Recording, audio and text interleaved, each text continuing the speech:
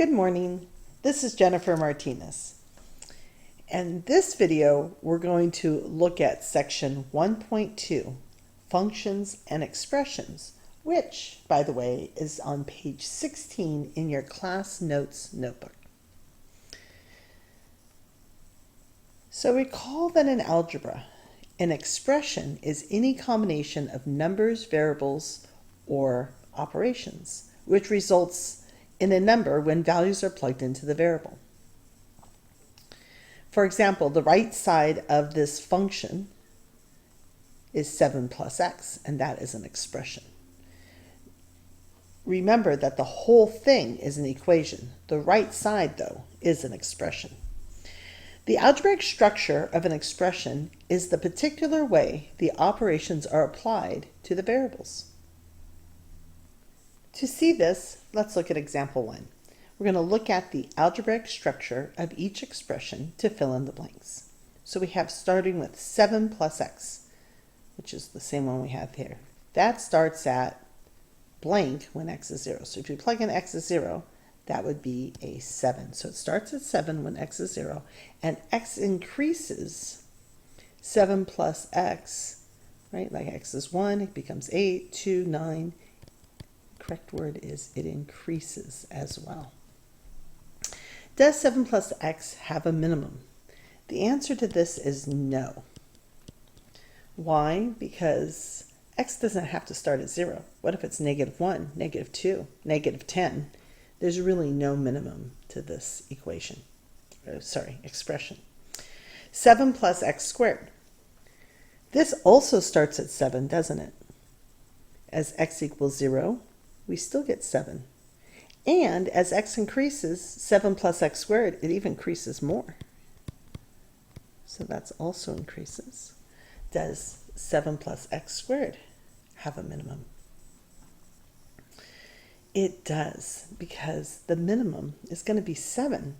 Because why? You can't have negative values here. If you plug in -1, -2, when you square it, they're going to become positive. So the smallest this could be is 7. So yes, this has a minimum. Last one, 7 over 1 plus x. That's a tough one. That still starts at 7. If you plug in x is 0, you get 7 over 1, which is still 7.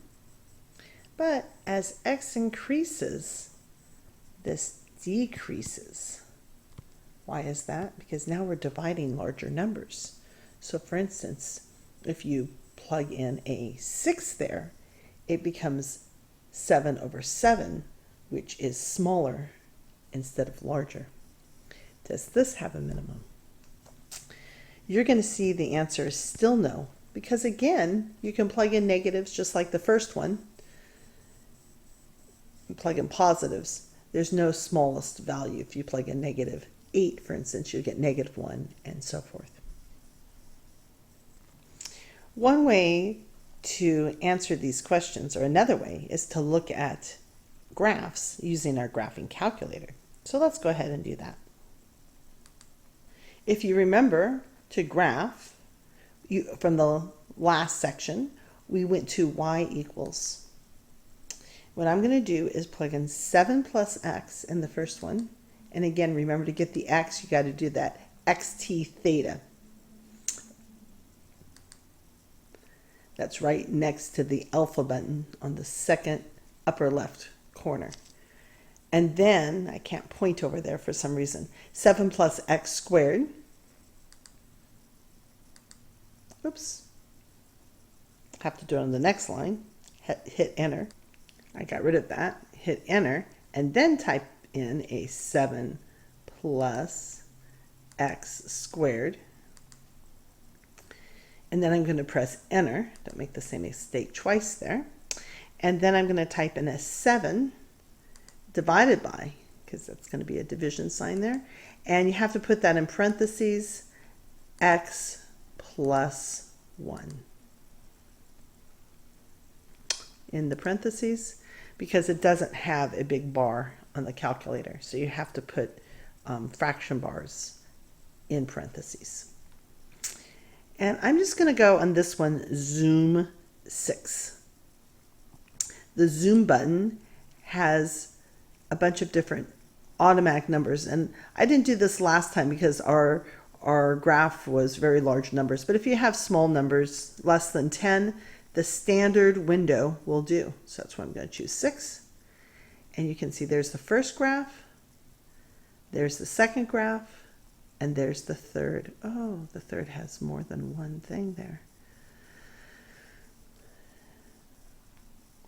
If you want to see one of these at a time, you can go to y equals, and you can deselect the equal button just by pressing enter there. And then we'll have these for later. Does that look kind of confusing? There's the first one, 7 plus x. You can see it increases, it gets larger as x gets larger, and there is no minimum. So then deselecting the first one, but then we'll select. To select, you can just press enter again. Just make sure it's black there or highlighted, so you can see now it's going to just graph the second one. It's kind of high up there, but you can see it increases as x increases, starting from 0, and there is a minimum.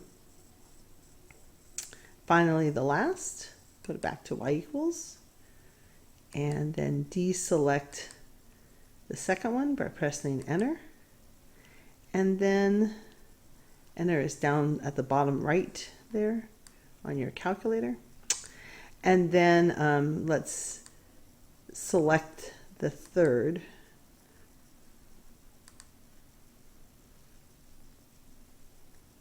You can see as x increases on the right side, starting with 0, it does decrease.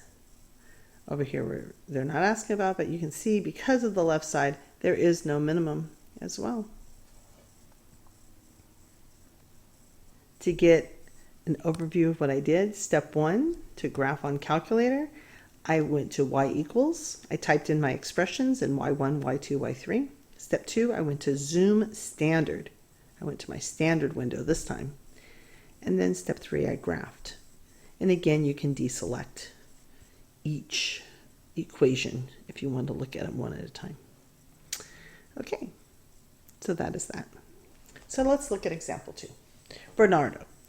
Bernardo plans to travel 400 miles over spring break to visit his family.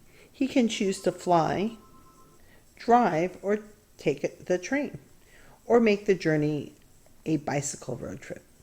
His average speed is r miles per hour, then the time t his journey takes is given by this formula, which, by the way, does make sense. If r no matter, if he flies, it's actually going to be the fastest rate. The train, right, bicycle is going to be the slowest. And we know there's a formula in math that says distance equals rate times time. And we're solving for the time. So if you solve for the time, we've done that before. We take the distance over the rate. So his distance is 400, which is a constant. That doesn't change. And the rate, well, depending on how he travels. So, based on the meaning of the function, what do you expect would be greater? The 800 or the 200 without doing it? What do you think? You think, ooh, the 200. But actually, the greater one is the 80. Right? The slower you go, the more time it's going to take. This is looking like this last one, isn't it? Where it's division. The higher number you put in there, the lower it will go. Let's go ahead and check that out. So the answer here is f of 80, and we're just going to find them here. So what is f of 80? It's going to be 400 over 80. You could use your calculator if you want, but that is 5. And, by the way, the units of this are in hours. How did I know that? Because we're looking at t. We should write that down. T is the time. It says T is the time, and it's given by this. They're not telling us hours, but they say hours, miles per hour, and everything has to be consistent. So this is in the speed in miles per hour. So this has to be in hours for it all to work. Miles per hour times hours would be miles. Now, what I'm going to do here is say that 5 hours when, what does this mean? Traveling at 80 miles per hour. That's a shortcut for miles per hour. Okay, what would be 200? It would be 2. If I plug in a 200 in my formula, I get 400 over 200, which is 2, and that would be hours. So that would be something more like a plane, right? If you took a plane, maybe it would be 2 hours traveling 400 miles. The 80 miles per hour, maybe that is a train.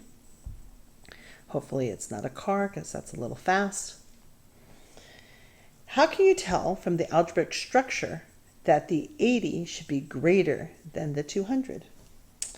And I was able to tell that because the r was in the denominator. As the value of r becomes larger, the value of t becomes smaller. Again, the larger I make this r, the smaller, because I'm dividing, the smaller the original is going to become. Or I should say the t. So moving on to the next page, page 17, and this is an example in the book as well. Example 3. We've looked at this in the last video as well. A headphone company sells S in dollars and they charge P, if you remember, for a pair of headphones. And it was given by this formula. So here they just want to show you these two are equivalent. We saw that before because we knew how to factor, but you could start with this side and just multiply in. So P times 240 minus P is definitely 240P using the distributive property. So using this idea, we could find the price of the headphones with 0 sales. So mean if S equals 0, that means I would plug a 0 on the outside.